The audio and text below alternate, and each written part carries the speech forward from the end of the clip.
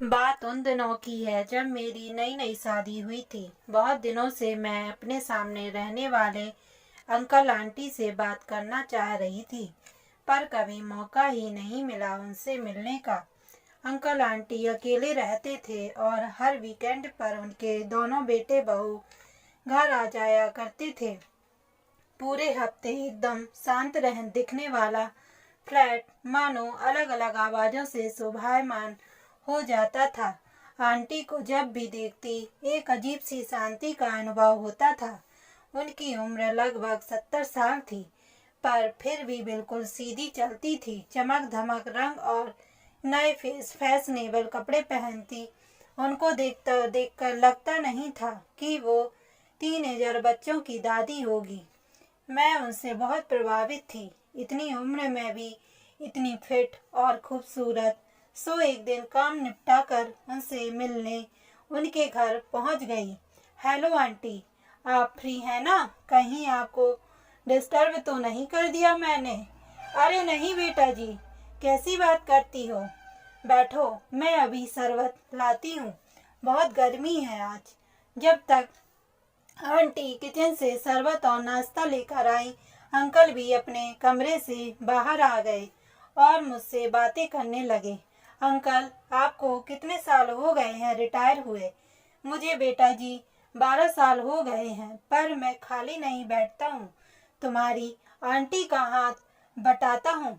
देखो इन्हें, है ना खूबसूरत? जी अंकल, आंटी सच में बहुत सुंदर है। आंटी, लो बेटा जी, ये खस का शरबत पीकर देखो कैसा है। हाँ आंटी, बहुत बढ़िया है। लगता है अब बार बार आना पड़ेगा इसके लिए तो, मैंने हंसते हुए कहा। इतने में अंकल का फोन आया और वो कमरे में चले गए। आंटी भी मुझसे मेरे परिवार और पति के बारे में बातें की। अपने बेटे बहुओं के बारे में भी बताया। उनके दोनों बेटे और बहुएं बाहर जॉब करते थे, एक गुरुग्राम में और दूसरा मेरठ में। नोएडा दोनों के करीब था, सो अंकल और आंटी को वहीं शिफ्ट कर दिया था। ऐसे ही धीरे धीरे कुछ दिन बीतने के बाद करवा चौथ भी आ गया। मेरी पहली करवा चौथ थी। बहुत उत्सुक थी मैं। सुबह नहाकर मैं आंटी और अंकल से आशीर्वाद लेने पहुंच गई।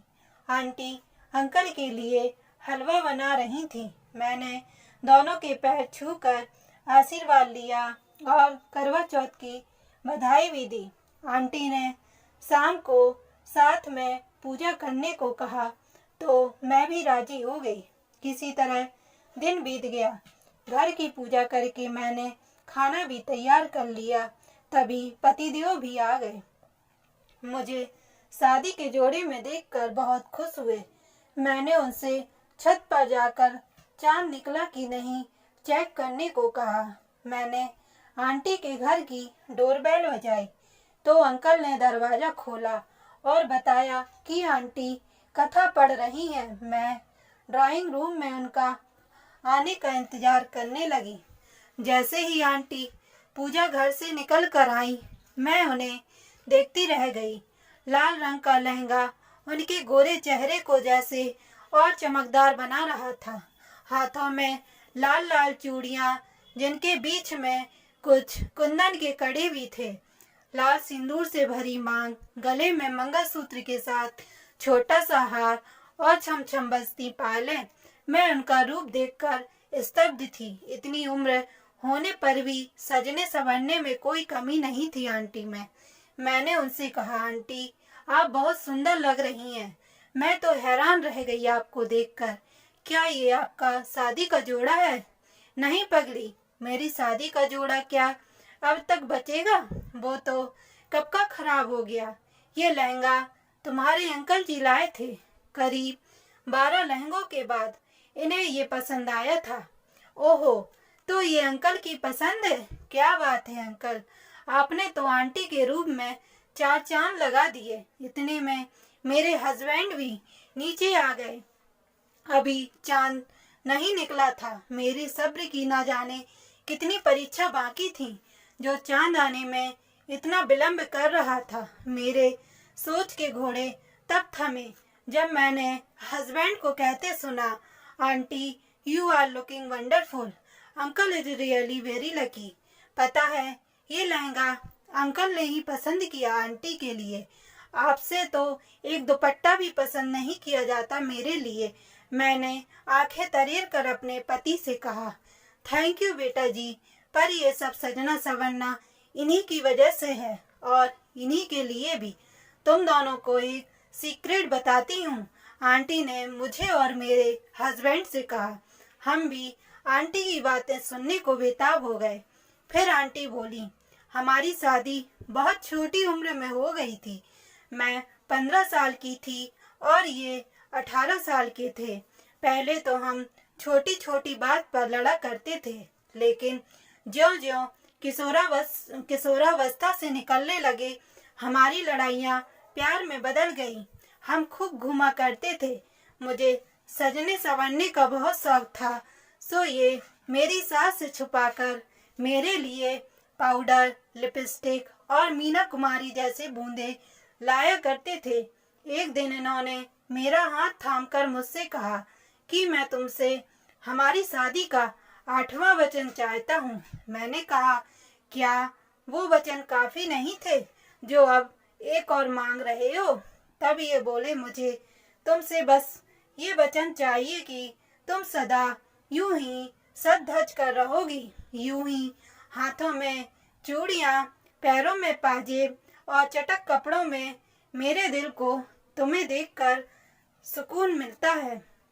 वादा करो कि तुम उम्र की उलाहना न देकर हमेशा ऐसे ही सजोगी। और बच्चों, मैंने इन्हें वो 8वां वचन दे दिया। तभी से मेरा नया नाम रखा गया, चौदहवीं का चांद, जो ये मुझे अकेले में बोलते हैं। पर सच कहूँ, मुझे भी अब ये सब अच्छा लगता है।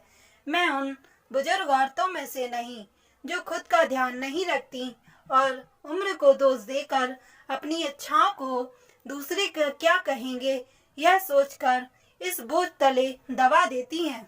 हम दोनों भले ही उम्र के आखिरी पड़ाव पर क्यों न हो, पर दिल जवां है और उसमें बसा प्यार अभी भी ताजा है।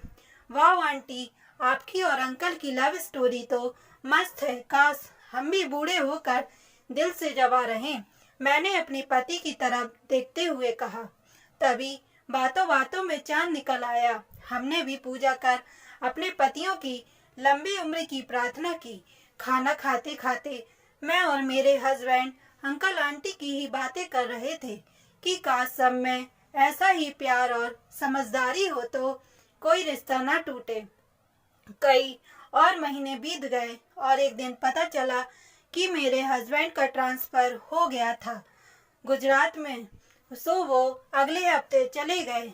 अब अकेले घर में मन नहीं लगता था तो ज्यादातर आंटी के यहाँ रहती।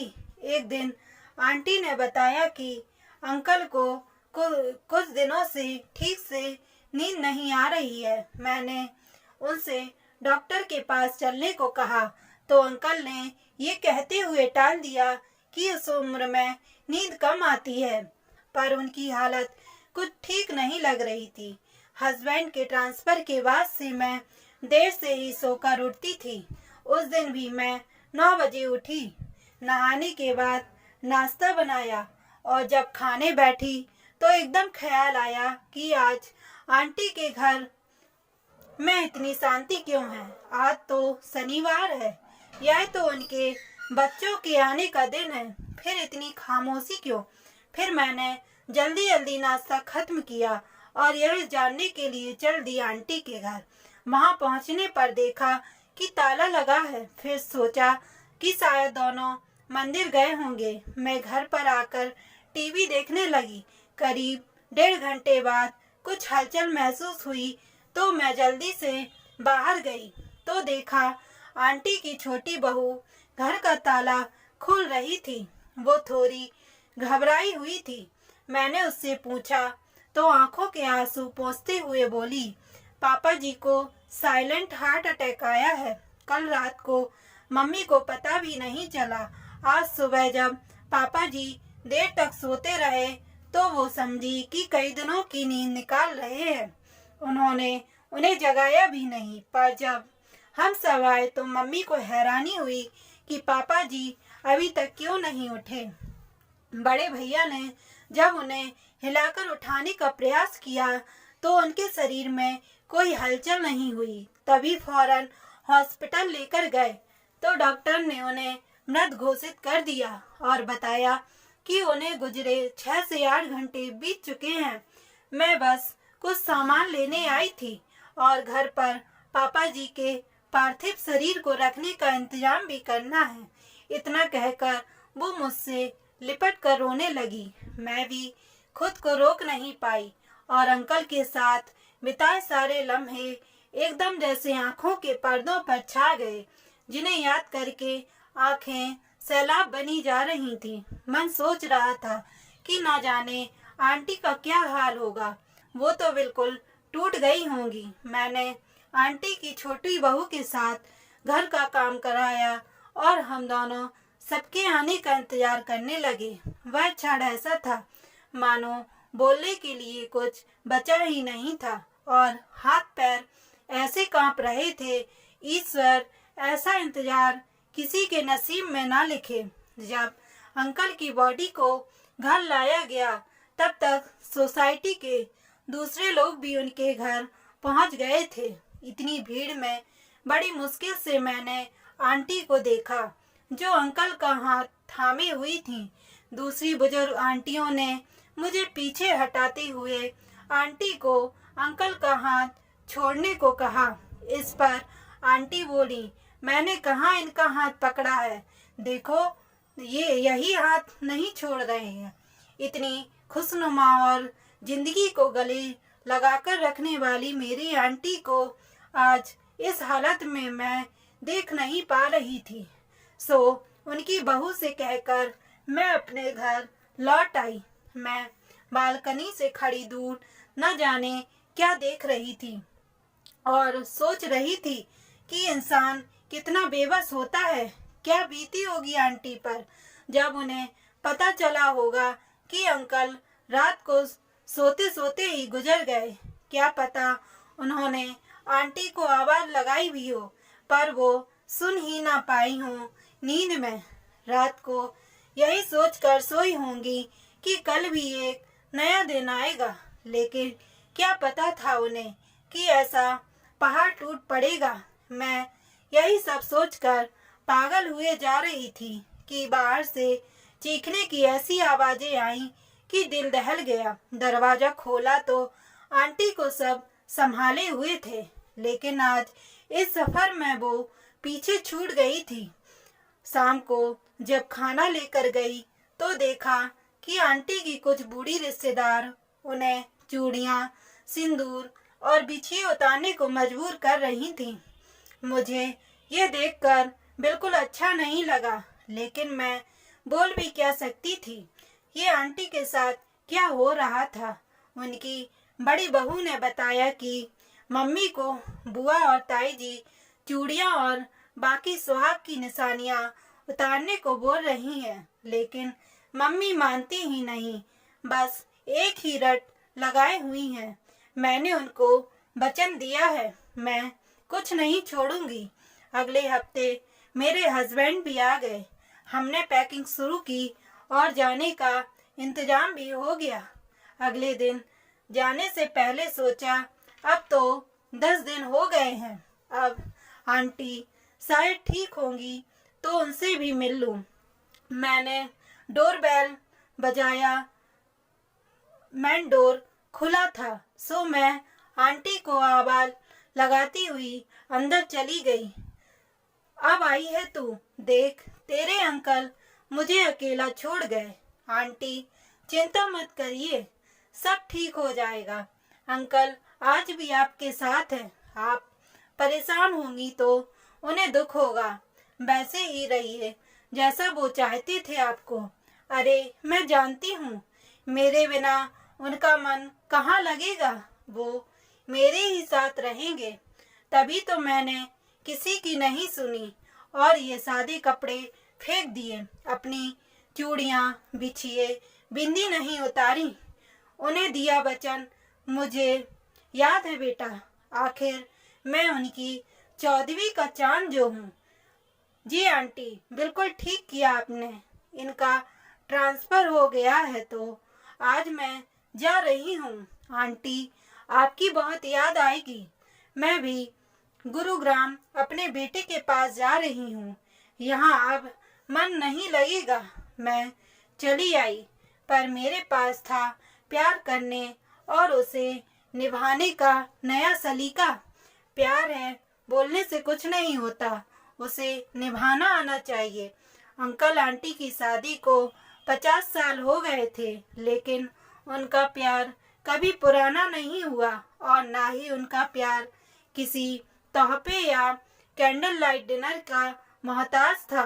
वो तो छोटी छोटी खुशियों में पनपता है और एक के जाने के बाद भी दूसरी की जिंदगी को महकाता रहेगा।